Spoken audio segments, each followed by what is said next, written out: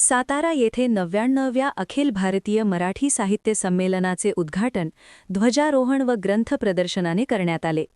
देशभरातील मराठी भाषा समृद्ध होण्यासाठी सर्व घटकांनी एकत्र प्रयत्नशील राहावे असे मत डॉक्टर तारा भवाळकर यांनी यावेळी व्यक्त केले।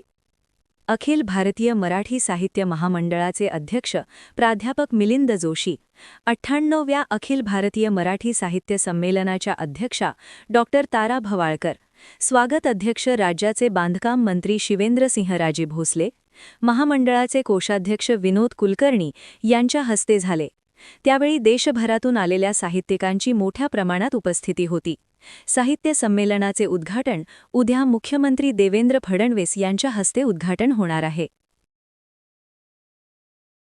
कारण साहित्याची ही दिंडी सतत चालू राहिली पाहिजे आणि कालक्रमानुसार एकानंतर दुसरं हे येतच असतं।